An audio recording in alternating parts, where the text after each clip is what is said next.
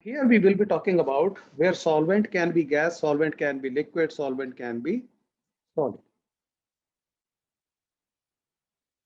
And in gas, gas can be dissolved, liquid can be dissolved, solid can be dissolved. In liquid, again, all three can be liquid dissolved. In solid, all three can be dissolved. The major criteria will be that the one which is in larger quantity will be the solvent. So the examples here, if we talk about gas into gas, mixture of oxygen and nitrogen. Nitrogen is around 80%, so nitrogen is solvent here. Although both are gases, nitrogen is solvent, oxygen is solute. Liquid in gas, liquid in gas, example, chloroform mixed with nitrogen gas. Nitrogen gas is in larger quantity, chloroform is in a smaller quantity. Solid in gas, gas is solvent, solid is solute, camphor in nitrogen gas. Nitrogen is in abundance. Camphor is a solid, but sublimes. So camphor directly gets converted from solid phase to gaseous phase, but mixed with nitrogen, it is solid mixed with gas. Now liquid solutions means solvent is liquid, gas in liquid, oxygen dissolved in water, or carbon dioxide dissolved in coke.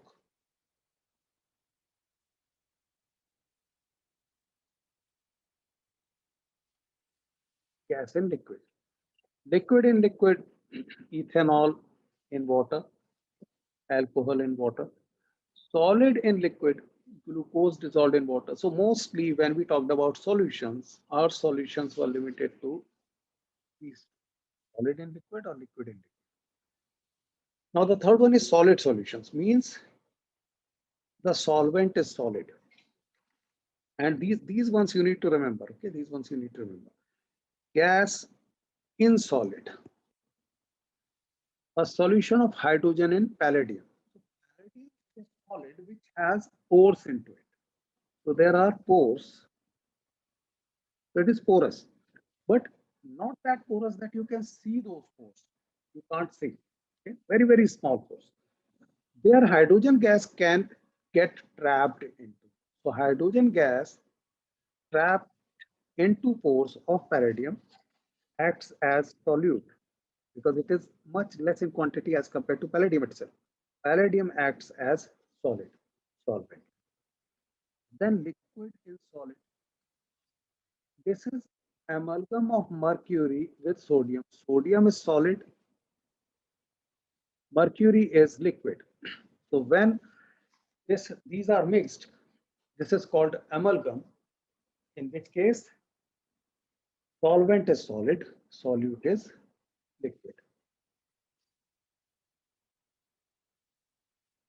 Okay.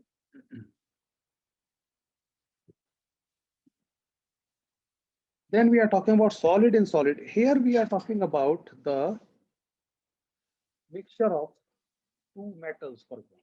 So copper dissolved in gold, or alloys, okay, brass, for example.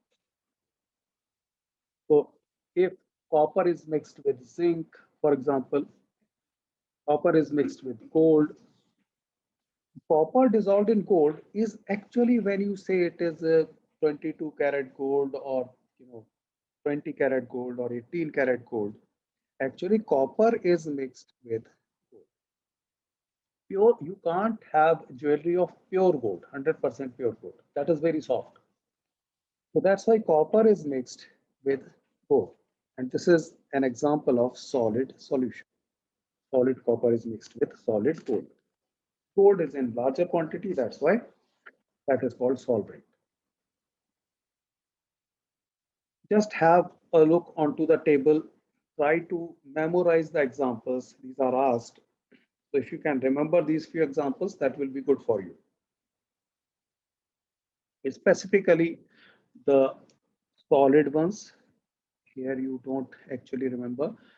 And these these two and these three, if you can remember, that will be good.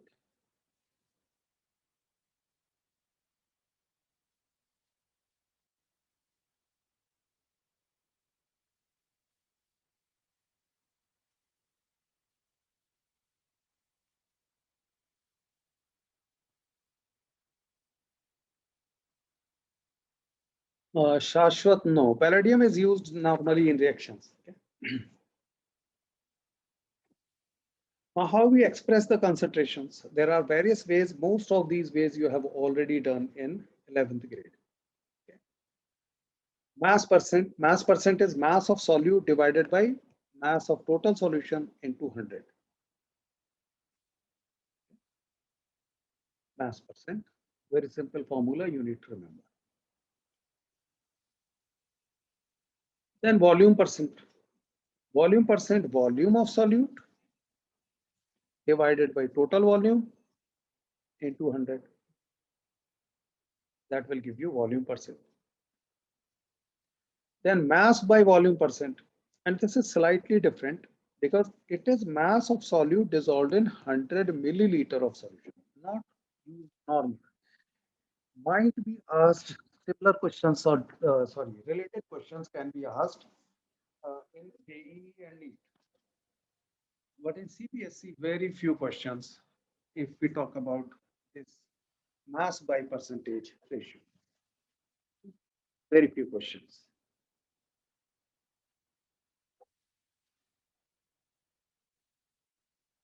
The formula for this one is just simple. You need to apply the unitary method. So you will say mass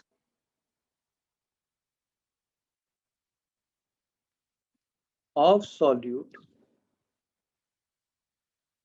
divided by volume of solution in liters. Okay. Into 10. Now I have not written 100 there. The reason is because in 100 ml, it will be into 10 into 100. Because this gives you the mass percent in 1 liter. And 100 ml, you need to divide by 10. 10 will be in denominator and 100 here. So either you write it like this or you write just 10 in the numerator. Otherwise, in such questions, even if you don't apply the formula, you can calculate it by unitary method. That how much mass will be present in 100 milliliter of the solution. You can apply unitary method. In all these formulas, you can apply unitary method instead of getting the answer by formula. Next one is parts per million. This is again the same thing you have done in 11th grade. That parts per million means how many parts are there in 1 million. How many parts are there in 1 million? So if suppose you have been given that the solution has 5 or 50,000 molecules total. Okay. Out of which 5 molecules are of impurity.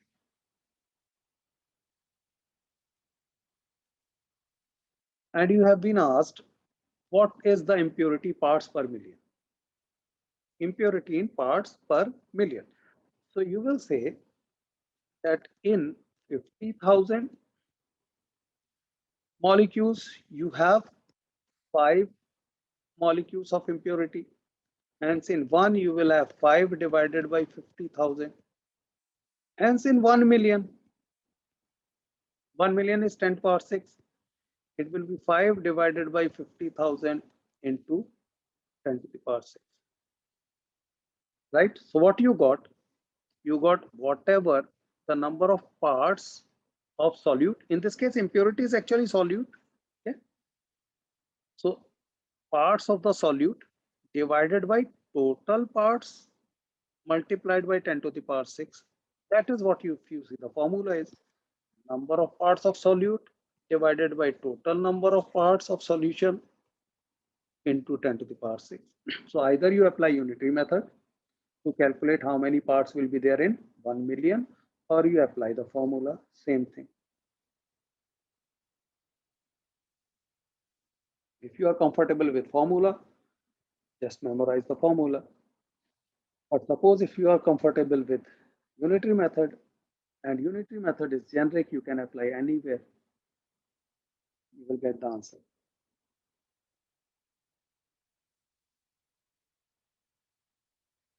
Next, mole fraction. Mole fraction, again same thing, what you have done. Mole fraction, number of moles of solute divided by total number of moles, means number of moles of solute plus number of moles of solvent. So if you remember, mole fraction of A was number of moles of A divided by number of moles of A plus number of moles of B. Means mole A is solute.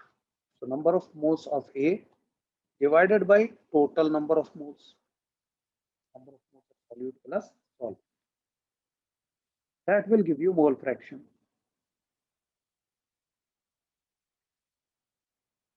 Fine. Then molarity, again the same thing what we did in 11th grade. Moles of solute divided by volume of solution in liters. Molarity, moles of solute divided by volume of solution in liters. Molality is moles of solute divided by mass of solvent, not solution, in kg. Because it is mass, it is in kg. In molarity, it was volume, so it was in liter. The main thing is this. In molarity, it is solution. You need to calculate the volume of. In molality, it is the solvent. You need to calculate the mass of. Numerator is same, moles of solute in both cases.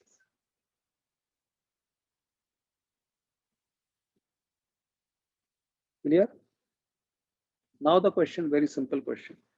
Calculate the mass of urea required in making 2.5 kilograms of 0.25 molar aqueous solution. 0.25 molar aqueous solution means molality is given.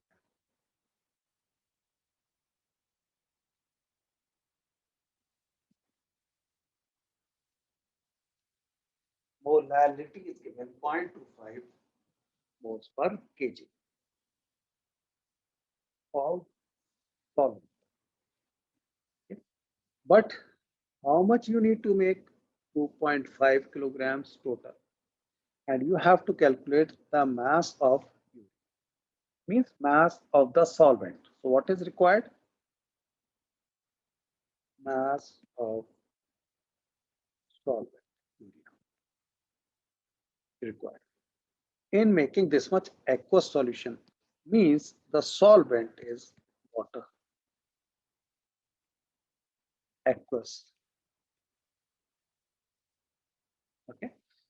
So how you will do it? You will first calculate the molar mass of urea. Why molar mass of urea is required? Because if mass of urea is required, then molar mass will be required because number of moles will be given mass upon molar mass. In the formula of molality, if you see, moles of solute means moles of urea. So if you can calculate the moles of urea, you can get the mass if you can multiply it by molar mass. Those concepts should be clear. How we will do it? We will first calculate the molar mass of urea, and you need to remember the formula. It is not necessary that formula will be given in the question. NH2CO NH2 is the formula of urea. You get 60 grams per mole. Then 0.25 molar aqueous solution means 1000 gram means 1 kilogram of solvent has 0.25 moles. That is what this formula says.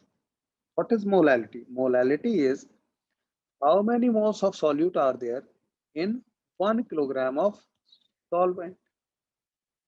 So molality is nothing but number of moles present in 1 kilogram of solvent. Number of moles present in 1 kilogram of solvent. That is molality. Similarly, molarity would have been number of moles of solute, obviously, okay, present in 1 liter of solution. You have 1 liter of solution, whatever moles of solute are there, that number will be molarity. If you have 1 kilogram of solvent, not the solution, okay, out of whatever solution we have, if you that contains 1 kilogram of solvent, then whatever is the number of moles, that will be molality. So that's the concept we are applying here. 0.25 molar solution means there are 0.25 moles of urea in 1000 grams of water. So 1000 grams of water contains 0.25 mole of urea. And 0.25 moles of urea will be number of moles multiplied by its molar mass, that is 15 gram of urea. So 1000 grams of water contain 15 gram of urea. Now, here also people make mistake. Okay, so I am going back to the question. Question says calculate the mass of urea required in making 2.5 kilogram of 2.25 molar aqueous solution. Here it is not solvent, it is solution. 2.5 kilogram is not just water. 2.5 kilogram is water plus urea. Okay, 2.5 kilograms means 2500 grams water plus urea. However, here we have relationship 1000 grams of water has 15 gram of urea. So we need to convert this relationship into solution versus urea, because here we need solution. We have solution and we need to find how much urea is. And that is very simple. 1000 gram of water has 15 gram of urea. It means total solution is 1000 gram plus 15 gram. This is solvent. This is solute. So it will be 1015 gram as solution. And 1015 grams of solution has 15 gram of urea. So the relationship we know, 1015 gram solution will require 15 gram of urea, hence 2500 will require how much? It means we will apply unitary method. We will say as 1015 gram of solution has 15 grams of urea, hence 2500 grams of solution will require 15 by 1015 into 2500 gram of urea. I am applying just unitary method, nothing else, which will give you approximately 37 grams of urea, and that's what is asked in the question. Okay, I'll go back to the question. Okay, first understand. Yes, I'll explain the relation again. Okay. Yes, Ashi, correct.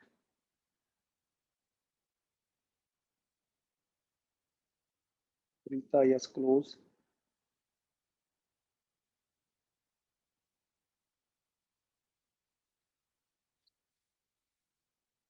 Okay. So what we need to understand that what is the relationship, what information I can get from the 0.25 molar aqueous solution. Basically, the whole information is given here. I am explaining again. Whole information is given here. 0.25 molar aqueous solution. It means the molality is 0.25 moles per kg. It means it says that 1 kg of solvent,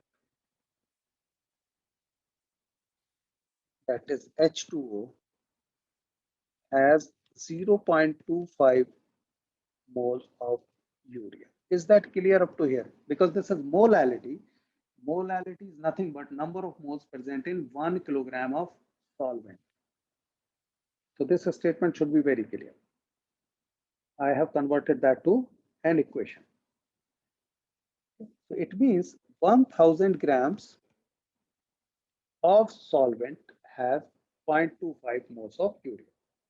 And 0.25 moles of urea will be 0.25 into its molar mass. Molar mass of urea is 60, that is 15 grams. It means 1000 grams of solvent has 15 grams of urea. Now solvent plus solute, urea solute. Solvent plus solute will give you mass of solution. So you will say hence mass of solution will be 1000 plus 15, that is 1015 grams. That is 1015 grams of solution contains 15 gram of urea. Is that clear up to here or not? The relationship how we got.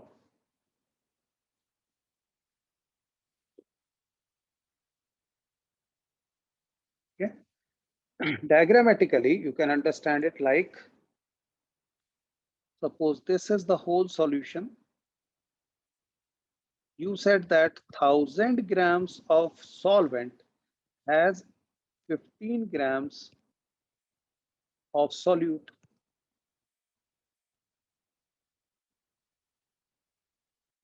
It means total solution will be 1015 grams. And this 1015 grams has 15 gram of solute. So now you know the relationship between solution and solute, that is urea.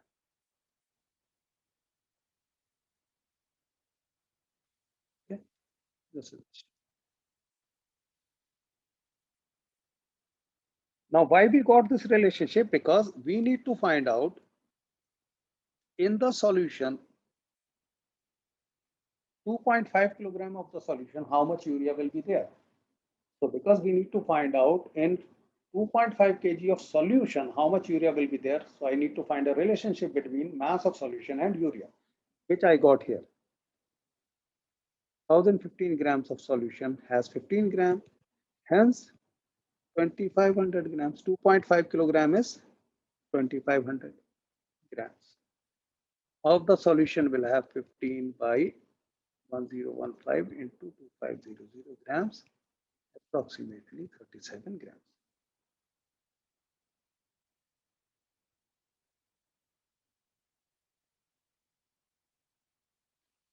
Next question. Calculate molality and mole fraction of potassium iodide if density of 20% aqueous Ki is 1.202 gram per milliliter. Again written aqueous Ki. Density of Ki, aqueous Ki is 1.20. Why density is given? Because you need to calculate the volume. Molality will need volume. That's it. So as usual, first calculate the molar mass of Ki. Potassium atomic mass 39, iodine atomic mass 127. So you got 166. In 10th grade, you will be given these values in question. Okay. Then 20% mass by mass aqueous solution of Ki means 20 gram of Ki is present in 100 gram of solution. Mass percent was what? If you see the mass percent was mass of solute divided by mass of solution, total mass into 100. So it was solute and solution mass. We will apply the same concept here. It means in 100 gram of solution, 20 grams of solute Ki is present. 20% mass by mass. This mass is of solute, this mass is of solution. You know that mass by mass percent. Mass percent was mass of solute divided by mass of solution into 100. So it is called mass by mass. The upper numerator masses of solute, denominator masses of solvent, solution. So it means if I have solution 100 grams, then solute will be 20%, that is 20 grams. This relationship I got. Now I know that I need to calculate the molality, and molality is moles in 1000 grams of solvent. 1 kg of solvent, not solution. Solvent. So you will get the mass of solvent. Mass of solvent will be mass of solution minus mass of solute, means 80 gram of water. So you got the mass of solvent. And in this 80 gram, you have 20 gram of Ki. To get the molarity, you need to convert 20 gram to moles. So molality of the solution will be moles of Ki divided by mass of water in kilograms. So moles of Ki will be mass divided by molar mass. Mass is 20 gram, molar mass is 166. So mass divided by molar mass will give you number of moles. Divided by mass of water in kg, mass of water is 80 gram, 80 divided by 1000 will give you 0.08. And you will get molality as 1.51. Now, you can get molality even without applying the formula. Suppose here, the moment you get that in 80 gram, you have 20 gram of Ki. So you can calculate in 1000 grams of water, 1000 grams of solvent, how much Ki will be there, and then you can convert that Ki into moles. You will say as 80 grams of solvent, that is water, has Ki solute 20 grams. Hence 1000 grams of solvent will have Ki 20 by 80 into 1000 grams. Okay.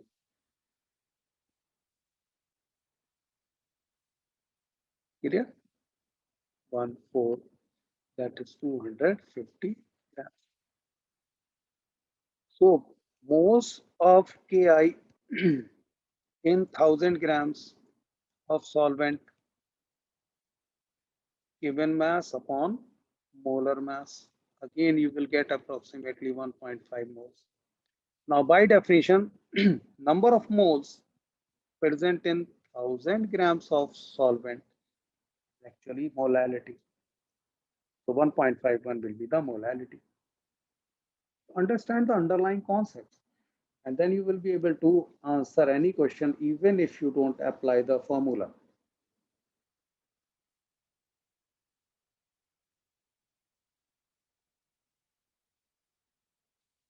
Answer will be same. Concepts should be clear. If anything is not clear, don't hesitate to ask. Remember, it is your board examination. Don't defer anything for last moment. You won't be able to do it. I am warning you. You won't be able to do anything if you want to do new after November. Not possible.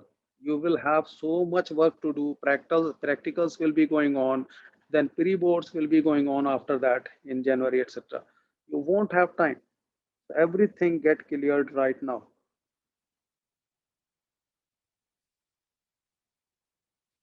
Next, calculate the Molarity. Molarity is number of moles present in 1 liter of solution. Now, solution mass, you know, solution mass you considered as 100. You can calculate the volume because you know the density. Density is given. Density of the solution sorry, is 1.202. So apply that. Density of the solution is given. Volume of 100 gram will be mass upon density because you know density is mass over volume. This relationship you know. So from here volume will be mass over density. So you got the volume of 100 gram solution means total volume what you have now which has same number of moles. Remember, moles are not changing. We are just converting the 100 gram into volume. We are not adding anything. We are not removing anything. Number of moles will be same. So from here we got the volume of 100 gram. We got 83.19 into 10 power minus 3 liter because in this formula we need volume of solution in liters. That's why. Now moles will be same. 20 divided by 166. In 100 grams, it will be same moles of Ki.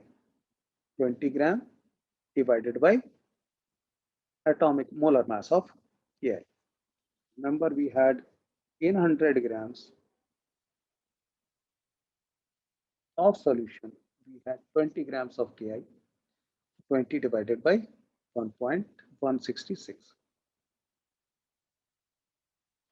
And we got the molarity here. Number of moles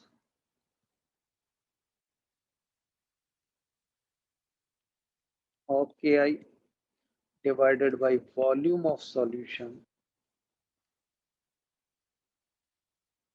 in liters. You got the molarity 1.45.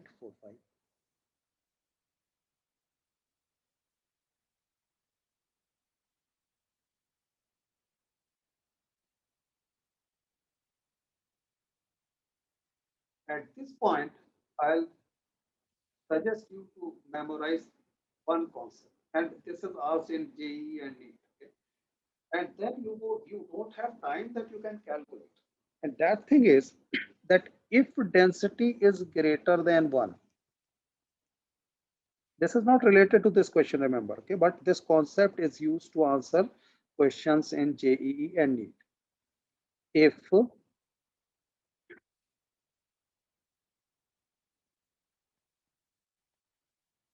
density of solution is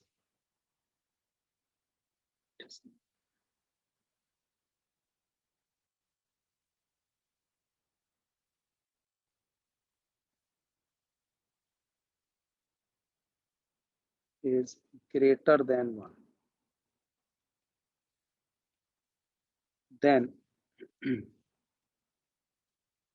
molarity will be less than molality. Molality, if you see, was 1.51. Molarity is 1.45. So if density of the solution is greater than 1, then molarity will be less than molality. If you remember this concept, you will be able to answer related question if question appears based on this concept.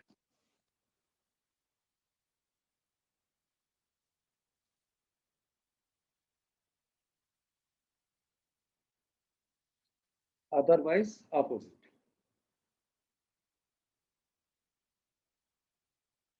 And obviously, if it is 1, then both will be same.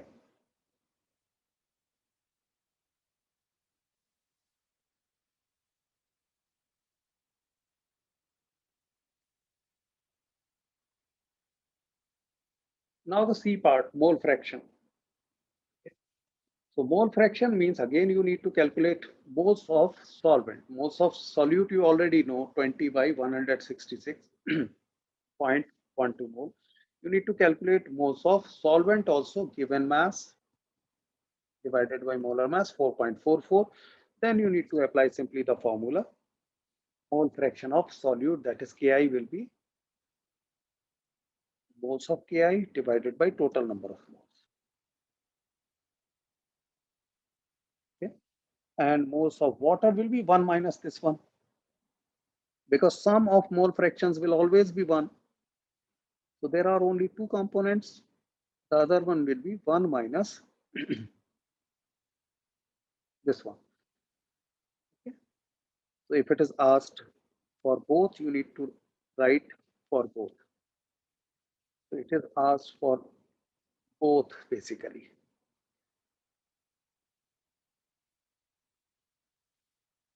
Mole fraction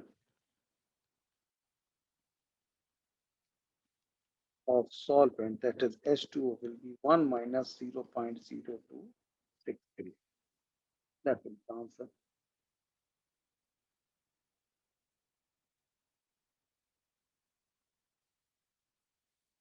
Next, effect of temperature on solubility.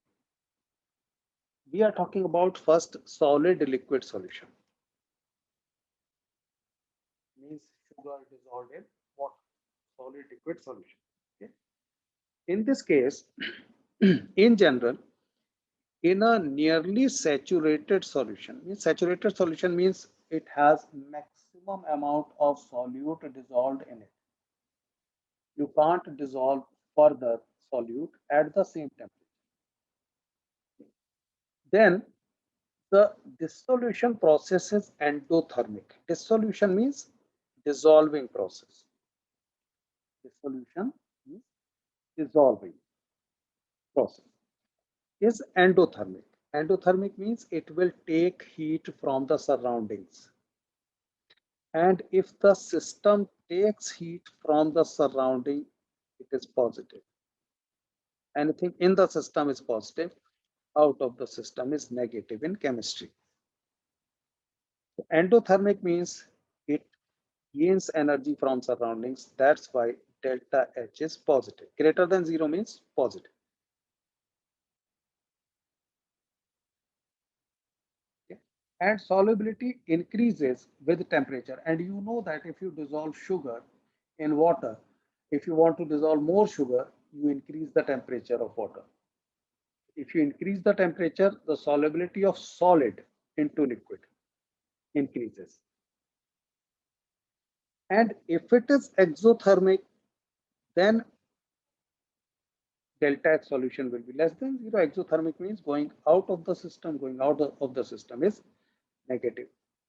And with increase in temperature, solubility will decrease in those cases when it is exothermic.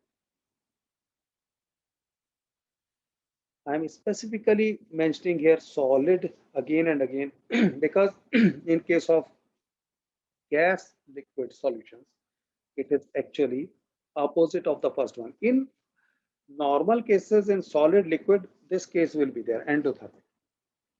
This case. But in gas liquid solution, it will be opposite of this. Now, for solid liquid solution, effect of pressure. Solid, liquid, they do not get compressed much by pressure. So here we talked about effect of temperature on solubility. If we increase the temperature, decrease the temperature, for solid liquid solution, yes, there will be difference in solubility if we increase or decrease temperature, depending on whether it is endothermic or exothermic. But if it is pressure, effect of pressure will be negligible because both solid and liquids are almost incompressible. So that's why not any significant effect by pressure. So practically they remain unaffected by pressure. Next topic, solubility of a gas in a liquid. And the example I told you, carbon dioxide dissolved in Pepsi or Coke. That is an example of this one. Gas dissolved in liquid or oxygen dissolved in water. Marine animals use that oxygen. The solubility of gases increase with increase of pressure. So here Pressure is of importance. And that's why if you see when you open the Coke or Pepsi bottle, uh, it actually opens with a pop sound. If it is something you open the glass bottle with opener, then the reason is the carbon dioxide is kept under pressure. The whole solution is kept under pressure inside the bottle so that maximum amount of carbon dioxide remains inside the solution. So the solubility of gas increases with increase of pressure. So suppose you have the Coke bottle or Pepsi bottle, and this is Coke here. So it is actually kept under pressure, high pressure. Why high pressure? Because the carbon dioxide which is there with high pressure, it gets dissolved into liquid. So there is effect of pressure in case of solubility of gases in a liquid. And that's why you see the fizz. The fizz you see when you open, sometimes you open the bottle of Coke and Pepsi and you see fizz coming out. The reason is with high pressure, you have high amount of carbon dioxide dissolved here. When it is high pressure, then high amount of carbon dioxide dissolved in the liquid. If it is carbon dioxide. Okay. Now, when you open the cap, then you open the cap.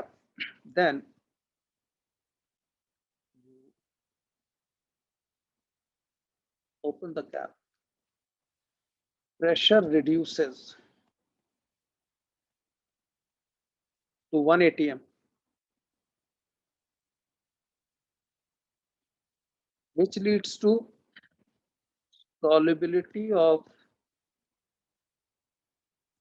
carbon dioxide decreases because pressure decreases, solubility decreases. So CO2 comes out of the solution as bubbles at very high speed. This is what you see as fizz.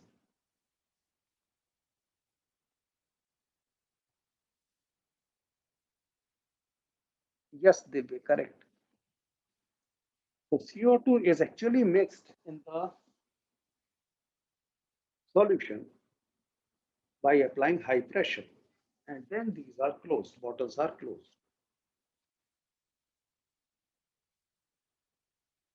So sometimes this question appears, why do we see this in soda bottle or Pepsi bottle, Coke bottle, etc.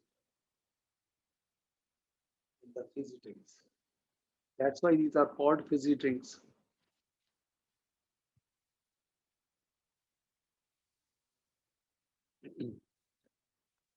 So if we increase the pressure or decrease the pressure, another equilibrium will be reached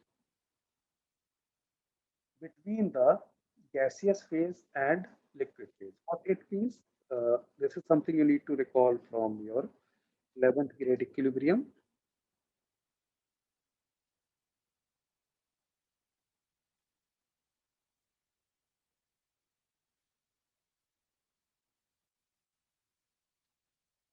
Suppose you have some gas dissolved here at some pressure, say it is 280. Amount of gas dissolved is say X moles. Some gas will be here.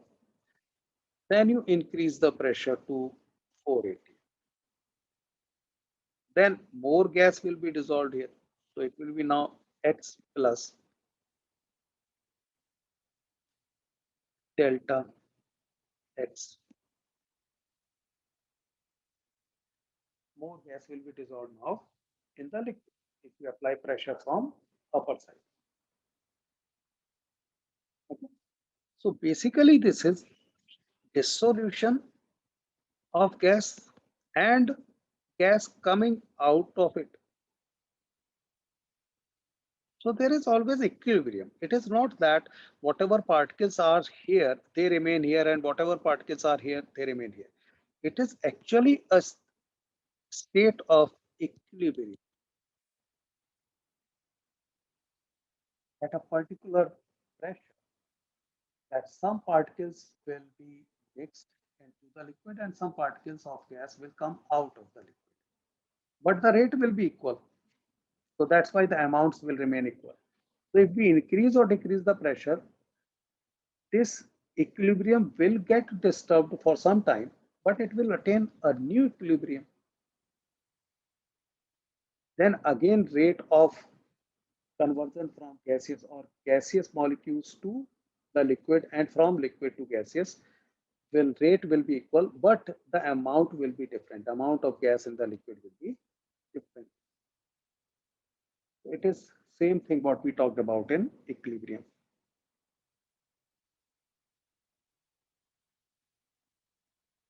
No, Shashwat, it is not about voice. The reason is here volume of the gaseous phase does not change, right? It remains same. This part, if you consider, this volume is same. Whether you increasing the pressure, even then volume remains same. It is actually you are increasing the number of moles or decreasing the number of moles. Boyle's law will be applied when we will talk about that there is change in volume when we apply the pressure. But here there is no change in the volume.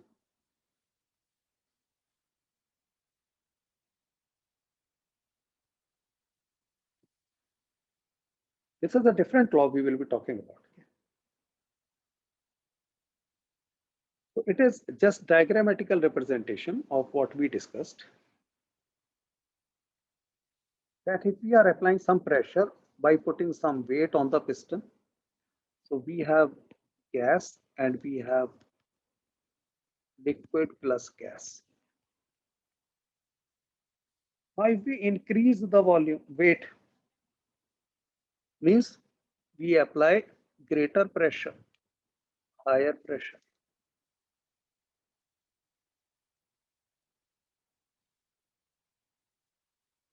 So due to this higher pressure, new equilibrium will be achieved, but now more gaseous particles will be inside the liquid. However, the rate of movement of particles from gaseous phase to liquid phase and from liquid phase to gaseous phase will be equal.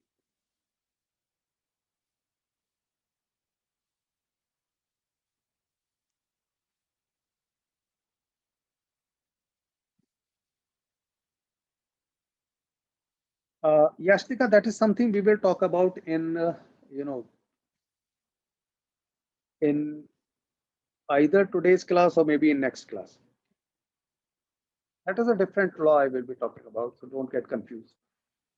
So Henry's law we will be talking about today, and just a variation of this one, or you can say expansion of this one, Raoult's law. Maybe we will be taking it up today or in the next class. So whatever we talked about in simple terms, that is Henry's law. Henry's law says the partial pressure of the gas in vapor phase is proportional to the mole fraction of the gas in the solution. Mole fraction is actually a measure of how many moles are present in the solution. If mole fraction is higher, it means higher moles of solute are present in the solution. Okay, why? Because mole fraction is number of moles of solute divided by number of moles of solute plus number of moles of solvent. If numerator is greater, mole fraction will be greater. Okay. So mole fraction is directly proportional to how many moles are there of the gas in the solution. That's what can be said first. However, this is if you just apply common sense, you know that if you apply higher pressure from upper side, more gas will get into the solution. but this is something Henry put forward like this. The partial pressure of the gas in vapor phase. So I'm not drawing the bottle now, just I'm drawing a container. Concept is same. So suppose this is a piston, okay, and this is similar diagram what we have seen. This is the liquid and this is gas. So Henry said the partial pressure here of the gas in vapor phase is proportional to mole fraction of the gas in the solution. Means if this pressure is higher, then this will also be higher. That's what it says, directly proportional to the mole fraction. So it is actually the same thing what I have shown here. But the diagram will be slightly different because this piston will not be there.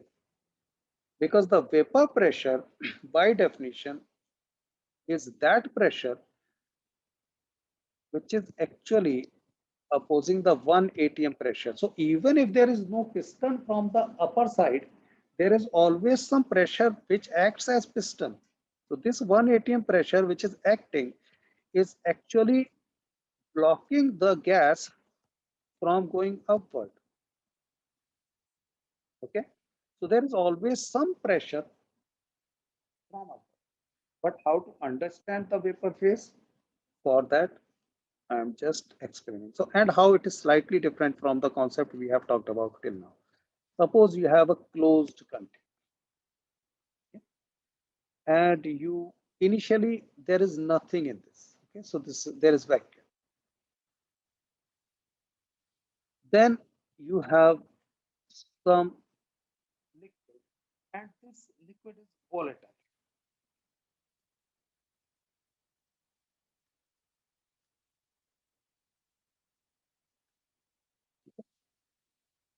Although the underlying concept is same, but I am just explaining in terms of how Henry said it.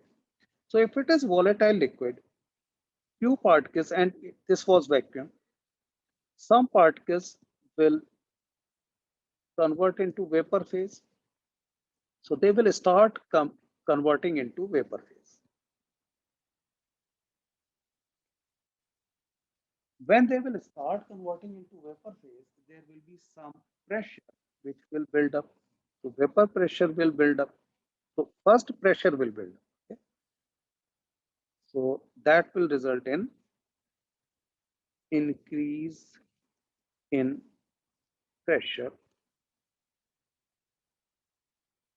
above liquid. Initially, the pressure was zero, vacuum. Because it is the liquid getting converted into vapor phase, so pressure will start building up. Then, when pressure will increase at sufficiently high pressure, gaseous or vapor phase molecules, okay, gaseous or vapor molecules will start getting converted to or getting condensed to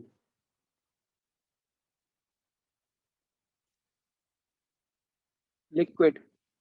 So when there will be some pressure here, due to that pressure, these molecules will get start mixing in the liquid, and the same molecules are there. Vapor phase and the liquid phase is of same compound. Suppose it is alcohol. So the liquid is also alcohol, the vapor phase is also alcohol. So we will not say that it is conversion of gas or mixing of gaseous molecules to the liquid. Rather, it is conversion of gaseous to liquid.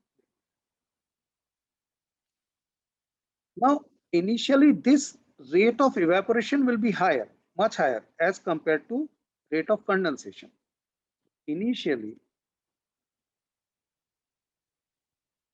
rate of evaporation will be much, much greater than the rate of condensation. Why? Because the pressure above the liquid is very low. Initially, there will be hardly any pressure, but because rate of evaporation is greater, this pressure will keep on increasing. So if this pressure keeps on increasing, the rate of condensation will increase.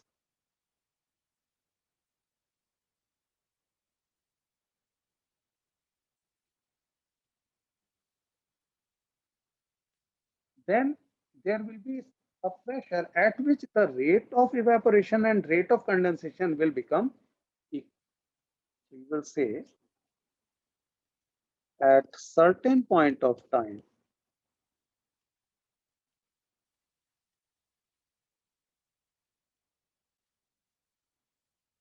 rate of evaporation will become equal to rate of condensation. And the reason is because initially rate of evaporation will be higher, so pressure will start building up. That higher pressure will increase the rate of condensation. At some point of time, they will become equal.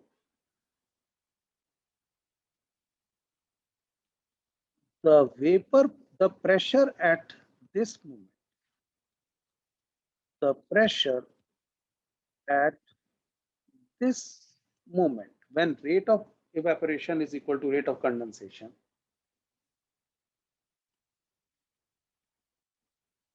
is known as vapor pressure.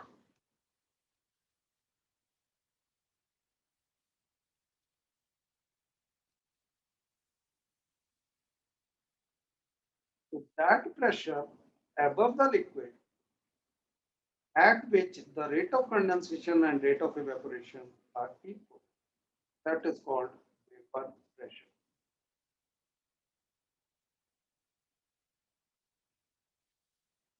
This concept should be clear. Yes, Shashwat, equilibrium will be established, correct. So this is actually the state of equilibrium. And what Henry said? Henry said that if this partial pressure is higher, okay, partial pressure of the gas in vapor phase, if it is higher, the mole fraction of the gas in a liquid will be higher. And the reason is very simple.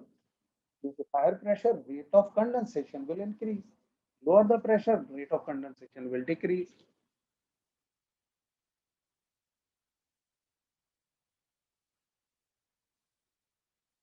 Okay. So it is same concept what we have talked in case of equilibrium. Same concept applied here.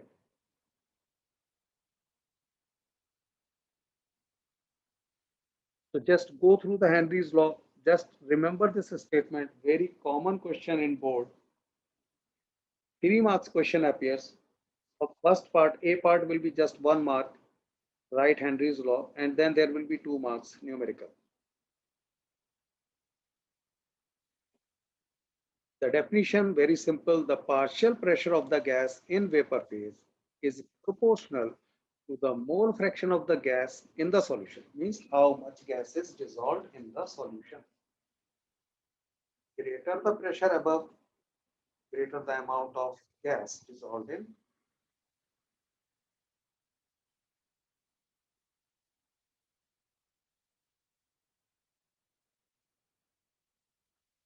Now this rule mathematically is written as the partial pressure of the gas in vapor phase is proportional. This is the proportionality constant.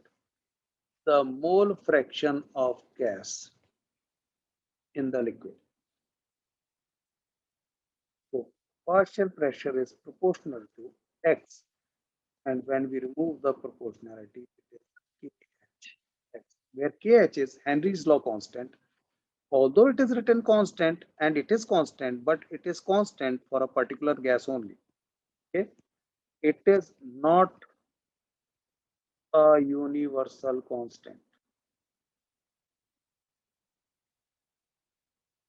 Okay, constant for a specific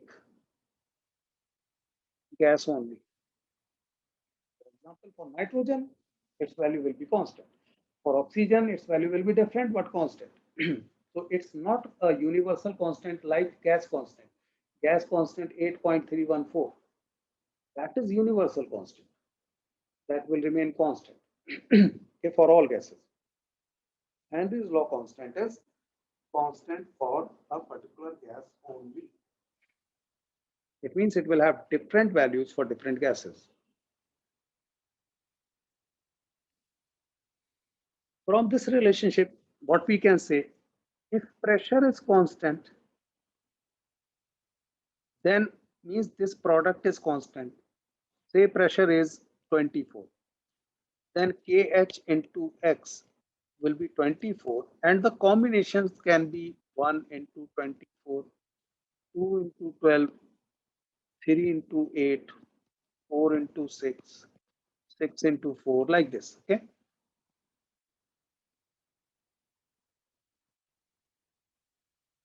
So what do you see? You see that if one increases, the other one decreases. If KH increases, X decreases. Okay. So at constant pressure, higher the value of KH at a given pressure, lower is the solubility of the gas in liquid. Because if KH is higher, X is lower, and X decides the mole fraction of gas in the liquid, means solubility. If X is low, it means solubility is low. So there is a question. Okay. The question is for different gases, you will be given KH value for different gases, and you will be asked arrange them in increasing order of their solubility or decreasing of order of their solubility. So you will apply this knowledge. Higher the value of KH, lower will be the solubility. That is as per Henry's law at constant pressure. Remember, we are not changing pressure, then this holds true.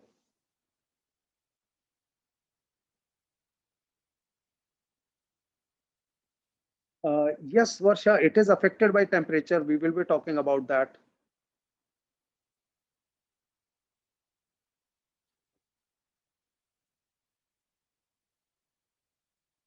Okay.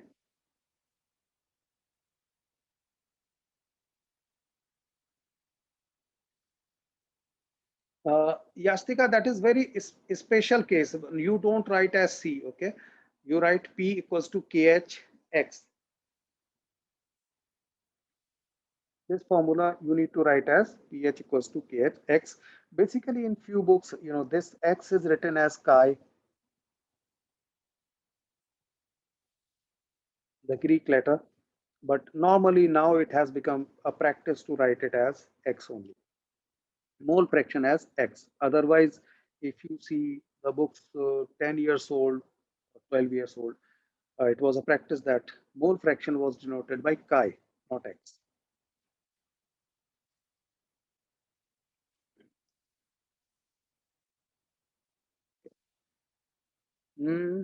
Right.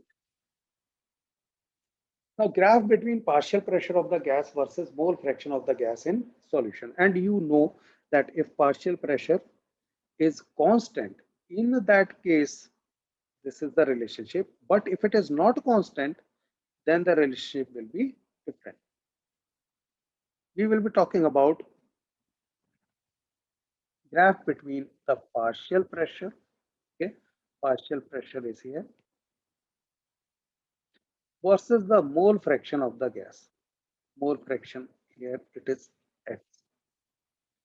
Now because P is equal to KHX, and this is something like Y equals to mx plus C, where C is 0. You know the equation of a straight line is Y equals to mx plus C. And here on y-axis we have P, on x-axis we have mole fraction.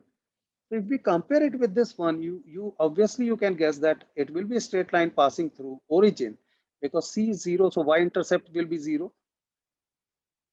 This will be straight line passing through origin, where KH is the slope of this line, because KH, if you find here, KH is equal to P over X. That is, here M is equal to Y over X, which is slope. So KH is nothing but the slope of this graph.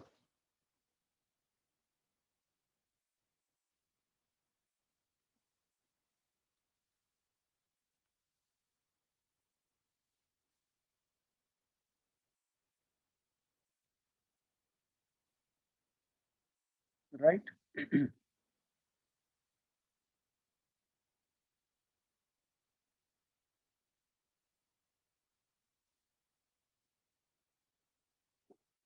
Shashwat, how hyperbola?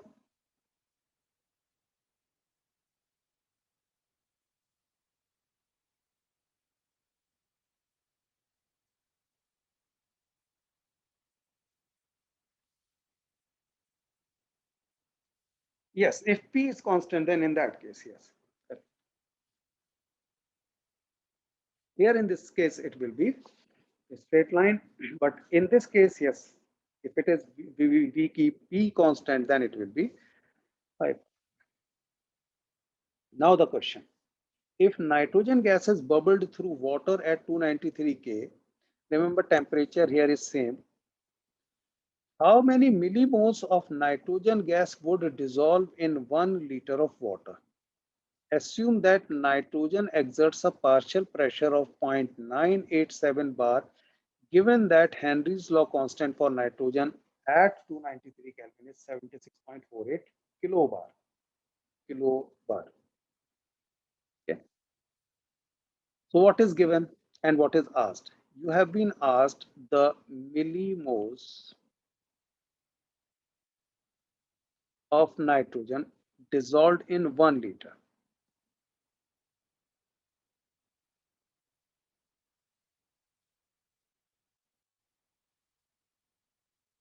This is you have been asked. Okay. What is given?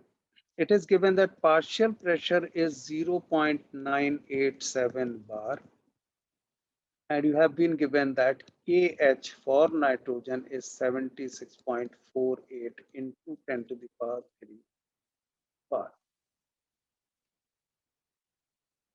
Okay. It means you can calculate the mole fraction. The moment you have the mole fraction, you can get the moles of nitrogen. Okay. Because we have been asked in 1 liter, it is easier to calculate. How we do that? First, we calculate the mole fraction of nitrogen by E equals to KHX. Remember, we have converted kilobar to bar. So we got the mole fraction of nitrogen from Henry's law. Now we have to convert this mole fraction in such a way that we get the moles of nitrogen in 1 liter, and then we can get the millimoles of nitrogen. As 1 liter of water contains 55.55 moles of it, 1 liter is 1000 milliliter, and 1000 milliliter is 1000 grams, because water's density is 1 gram per ml. I'm just explaining why it is 55.5 moles. And 1000 grams will be equal to given mass upon molar mass, that is 55.55 or 56 moles. It means in 1 liter, we have 55.55 moles of water. Okay. So therefore, if N represents the number of moles of nitrogen in the solution, we know that in 1 liter, water is 55.5. Nitrogen, we assume it is N. And we know the mole fraction. We apply the formula of mole fraction there. So the formula of mole fraction we apply. Mole fraction of nitrogen will be number of moles of nitrogen divided by total moles of nitrogen plus number of moles of water. And this value we have already calculated. Substitute those values. Before that, to make it simple, you can neglect these moles as compared to 55.5 moles. Okay, you can neglect it. And the reason why you can neglect it, because here if you see the difference in pressures, the KH value is 76.48 into 10 to the power 3. Much more than what is exerted by nitrogen. The pressure of nitrogen in bar is much less than 0.987 as compared to 76480 bar. So this gives you a hint. In such cases, you get a hint that you can neglect the number of moles of solute, nitrogen gas here. Partial pressure is very low. So that's why you neglected it. Otherwise, even if you don't neglect, you will get the answer. The calculation will be slightly more. This is something you have already calculated. Get the number of moles of nitrogen in 1 liter. Why these are in 1 liter? Because we have calculated in 1 liter. In 1 liter, water, number of moles of water will be 55.5. Nitrogen, we assumed N. Mole fraction, we applied formula of, we got the value of N. So these are moles present in 1 liter, yeah, of solution, because it is mostly solution. Solvent is the solution because nitrogen is negligibly small in water solution. Convert it to millimoles, that will be the answer. So we have Henry's law. We got mole fraction of nitrogen. Okay. From mole fraction of nitrogen, we calculated moles of nitrogen in 1 liter of water. Why in 1 liter? Because we have been asked in 1 liter. For that, obviously, we required number of moles of water